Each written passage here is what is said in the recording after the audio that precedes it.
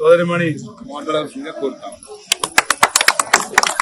Thank you सबको राम राम. जो यहाँ साधु संत हाजिर है उनको मैं प्रणाम करती हूँ.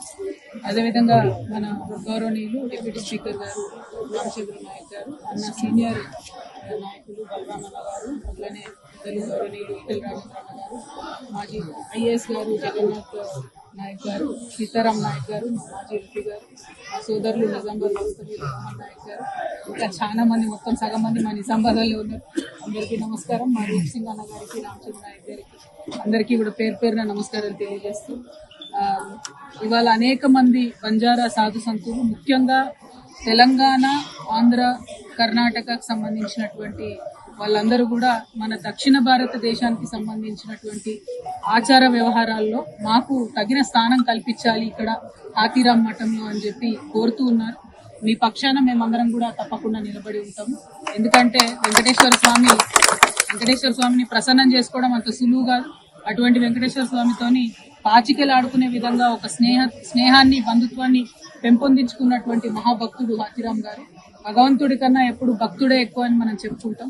మరి ఆ భక్తుడి యొక్క కోరిక ప్రకారం ఇక్కడ వెలిసినటువంటి ఈ మఠంలో మన దక్షిణ భారతదేశానికి సంబంధించినటువంటి ప్రతి ఒక్క సాధు సంతు కూడా ఇక్కడ ఉండే అవకాశం, అట్లానే తిరుపతి, తిరుమలలో దర్శనానికి వచ్చేటటువంటి మన బంజారా బిడ్డలందరికీ కూడా మంచి వసతి సౌకర్యం కలిగేలా చూడాలని చెప్పి మనం ఇక్కడ ఉండేటటువంటి ప్రభుత్వాన్ని, గౌరవనీయులు చంద్రబాబు నాయుడు గారిని కోరుతా ఉన్నాము. అట్లానే కింద తిరుపతిలో ఉన్నటువంటి హాతీరాం మఠంని డిస్మాంటిల్ చేసేటటువంటి ప్రయత్నం చేస్తున్నారని పోయినసారి తెలిస్తే అందరం కూడా కలిసి రిక్వెస్ట్ చేసినాము. అది అట్లనే ఆగింది.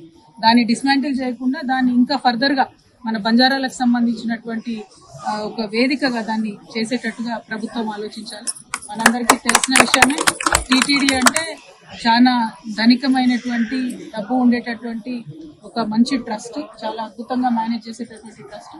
ఈ ట్రస్ట్ లో హాతీరాం బావాజీ గారి యొక్క ఈ మఠాన్ని అద్భుతంగా ఆధునీకరించి మంచిగా నిర్మించాలని కూడా మళ్ళీ ఒకసారి కోరుతా ఉన్నాము.